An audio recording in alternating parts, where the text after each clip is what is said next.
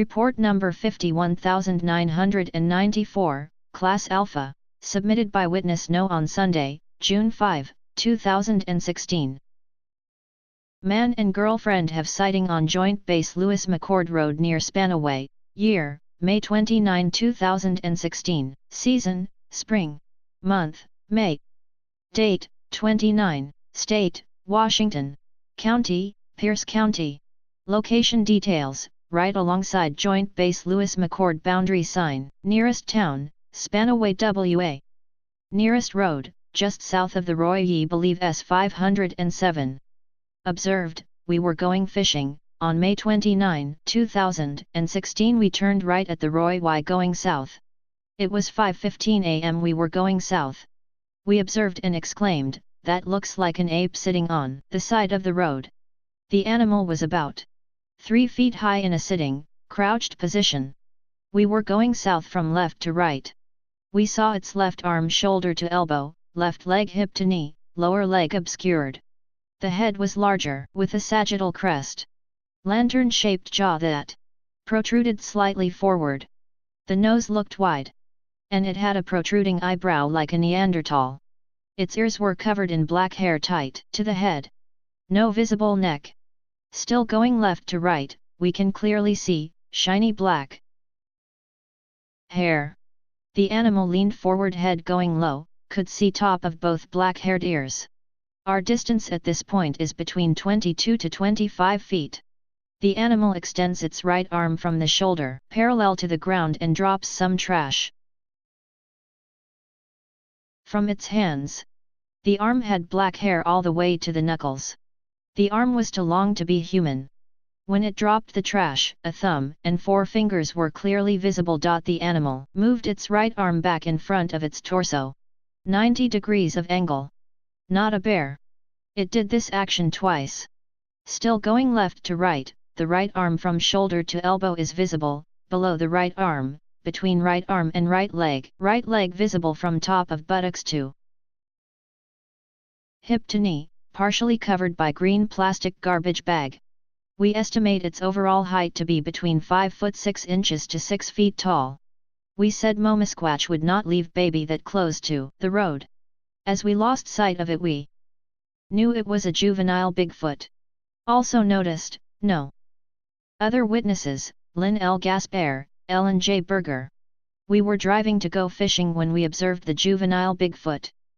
Other stories, yes, on the Hearts Lake Loop RD, 8th of AS, a family in August 2015 went squatching.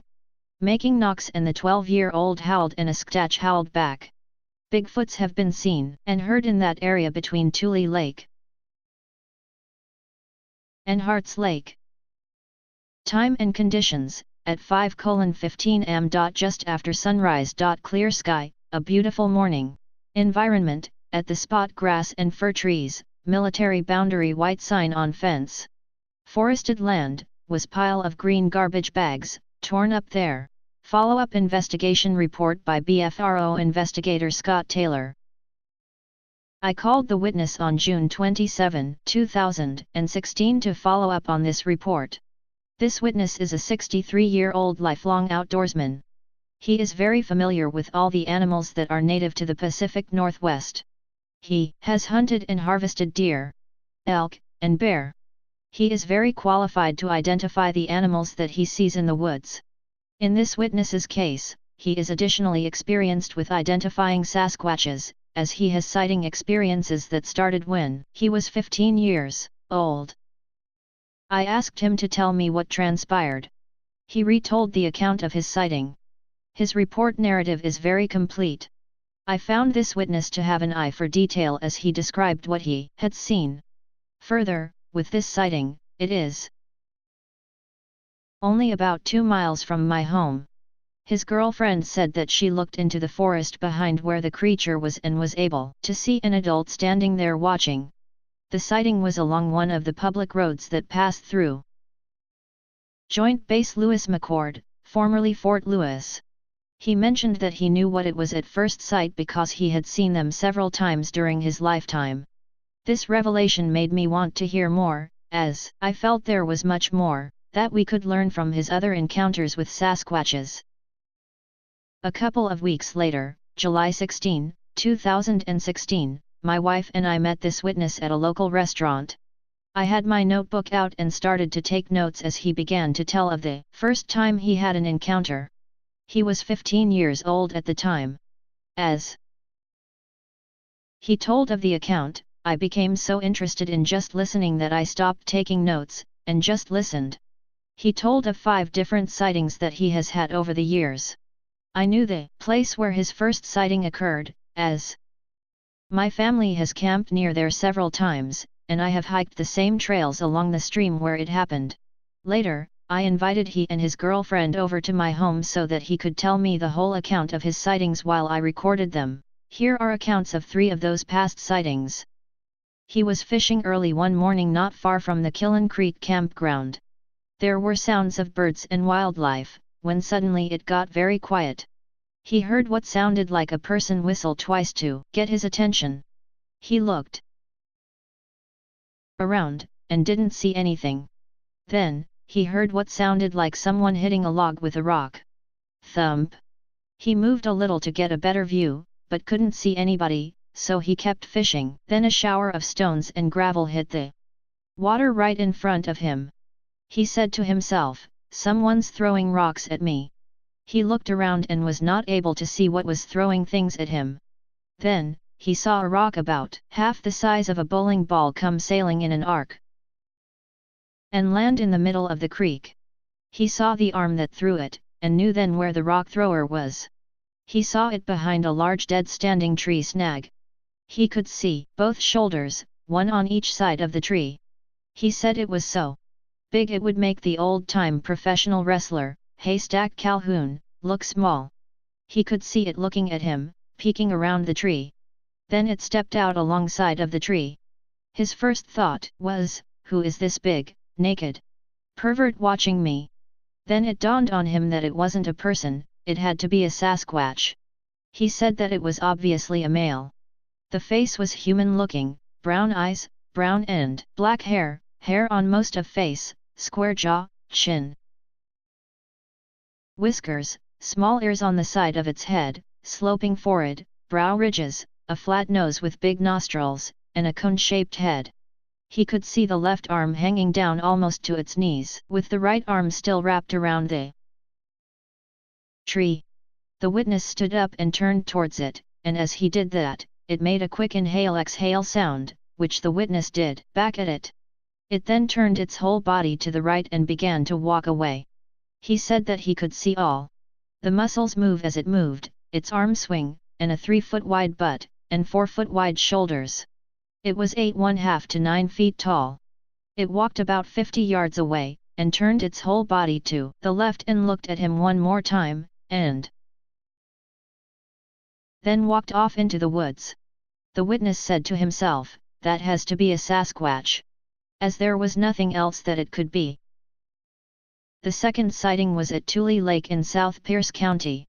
This is almost the exact location of BFRO Report 29025, report number 29025. He was 18 years old. He was going duck hunting, so he took his rubber raft out to what they call the beaver house out in the middle of the lake. He had been hunting all morning, and it was now around 10 a.m. He looked back towards the landing where people put in their boats as some ducks were flying there.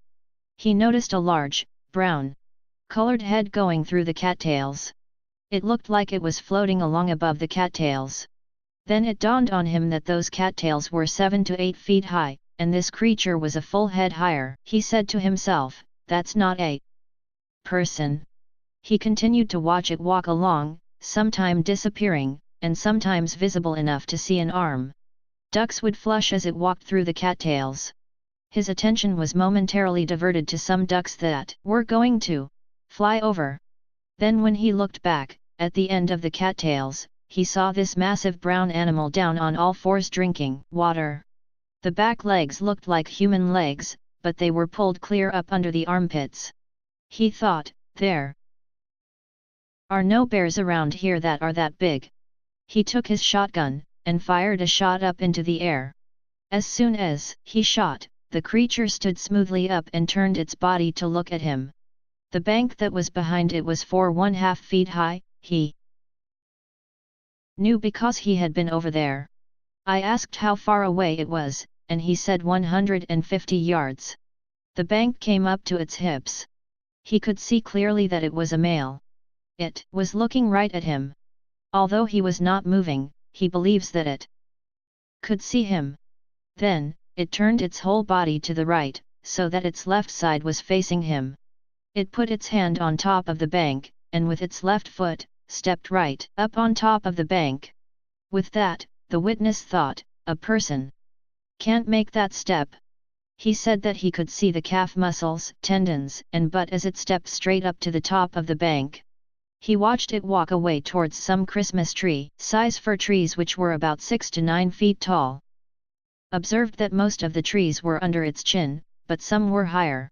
Then, a pickup truck was approaching on the road that parallels the lake.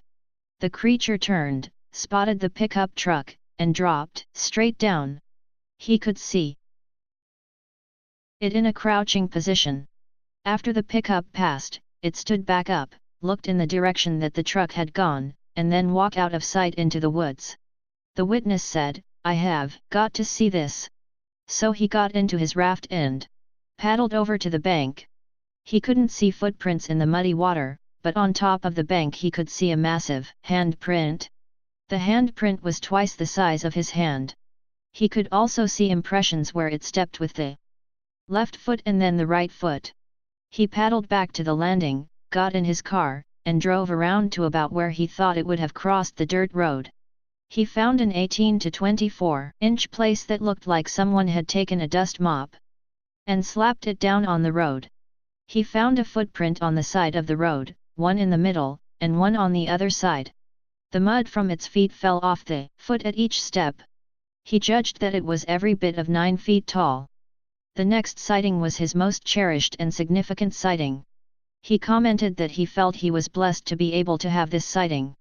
It was 1972 or 1973. He was about 21 years old. There were 4 of them camping up by Lake Cushman. 2 were studying to be ministers.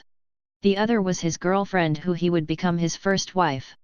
The first night, they heard screaming like a woman screaming, and then another high-pitched scream, and that was followed by another scream howl that was deeper in tone.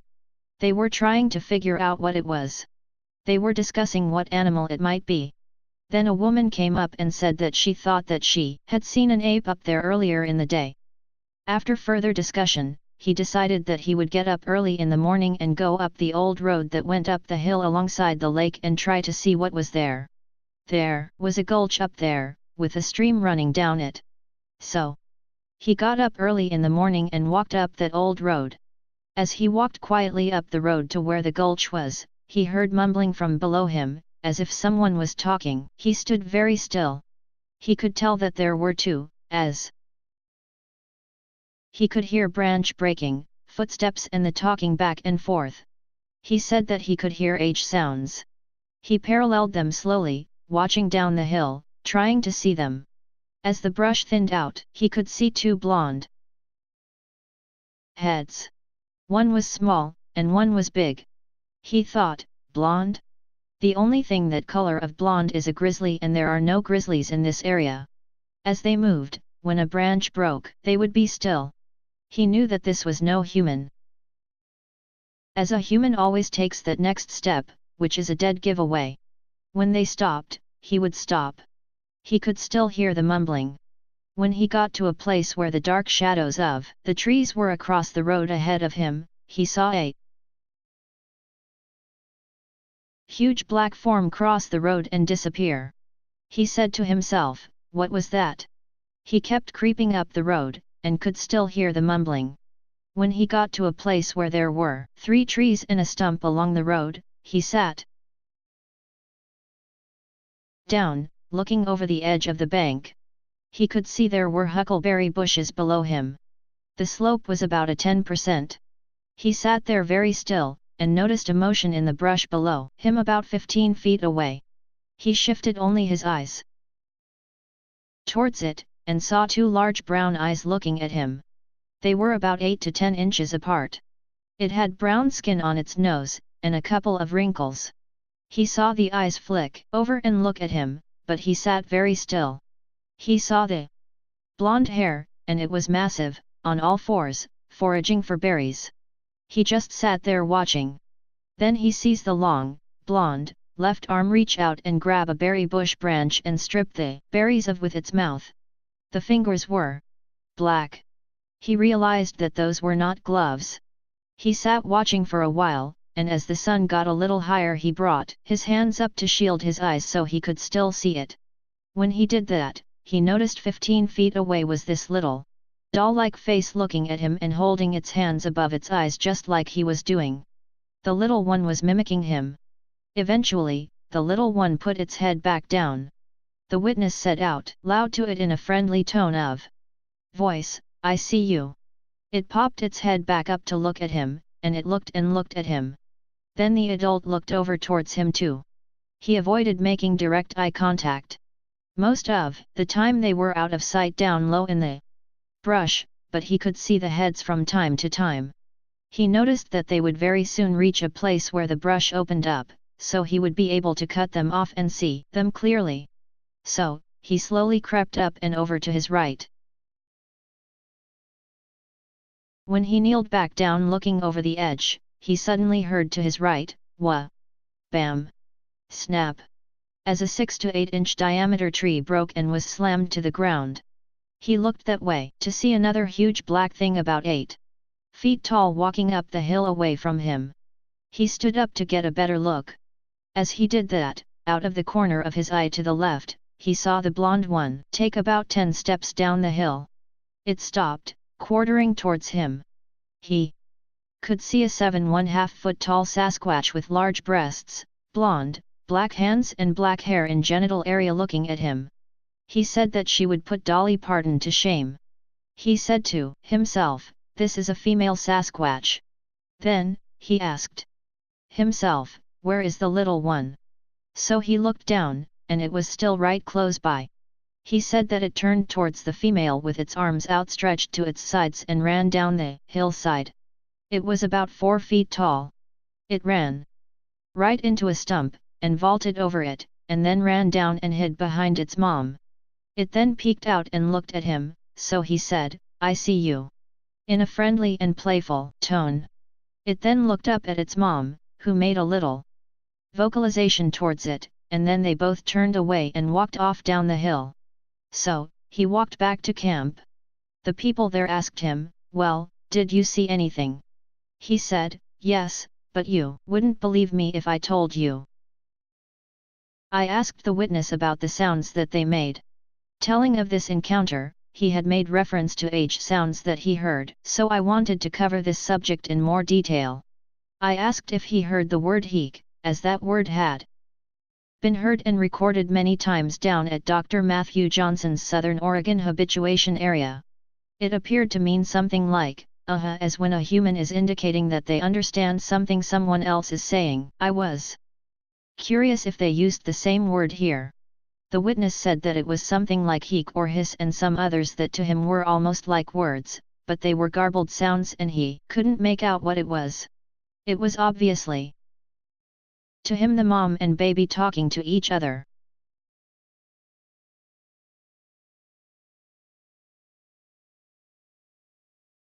I asked him how long he watched them. He replied that it was a good 10 minutes. He said that he was sure that the mother knew all the time that he was sitting there watching and knew what he was. This witness has had several other encounters since then, while hunting mostly. He spends a lot of time in the forest, both hunting and fishing. He also has a personality type that I have seen in other people who have multiple sightings. He is kind, calm, and unafraid. He presents no threat. They seem to be able to sense those qualities in individuals.